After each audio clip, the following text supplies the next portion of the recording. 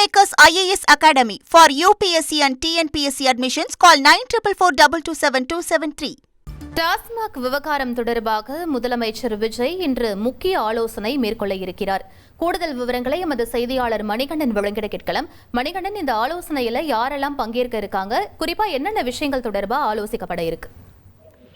தமிழ்நாடு முதலமைச்சராக பதவியேற்றதற்கு பிறகு முதலமைச்சர் வெளியிட்ட உத்தரவுகள்ல மிக முக்கிய உத்தரவான இந்த டாஸ்மாக் கடைகள் தமிழ்நாடு முழுவதும் 717 கடைகளை மூட வேண்டும், 2 வாரத்திற்குள்ள அனைத்து கடைகளும் மூட வேண்டும் என உத்தரவிட்டிருந்தார். கடந்த 5 நாட்களுக்கு முன்பாக வரையில 530 கடைகள் வரை இதுவரையில மூடப்பட்டிருப்பதாகவும் மீதமுள்ள கடைகள் மூடப்பட இருப்பதாகவும் மதுவிலக்கு ஆயத்துறை அமைச்சர் தெரிவித்திருந்தார்.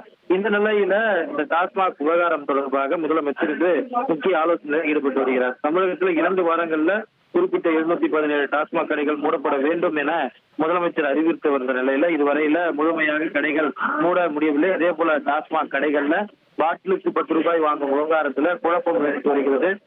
மேலும் பாட்டிலை திரும்ப வாங்குவதற்கு ஊழியர்கள் எதிர்ப்பு தெரிவித்து பல்வேறு மாவட்டங்கள்ல போராட்டங்கள்ல ஈடுபட்டதை பார்க்க முடிந்தது. முதலமைச்சர் அறிவுறுத்தலின் பேர்ல அமைச்சர் விடுத்த கோரிக்கையை ஏற்று இந்த போராட்டத்தை ஊழியர்கள் கைவிட்டு மீண்டும் பணிக்கு திரும்பியிருக்கிறார். அந்த நிலையில டாஸ்மாக் தொடர்பாக நீடித்து வரும் பிரச்சனை குறித்து முதலமைச்சர் விஜய் துறை சார்ந்த அலுவலர்கள் மற்றும் அமைச்சர்கள் அதிகாரிகளுடன் ஆலோசனை நடத்தி வருகிறார்.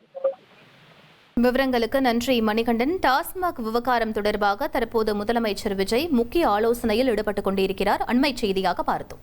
Kingmakers IAS Academy for UPSC and TNPSC admissions. Call 9444227273.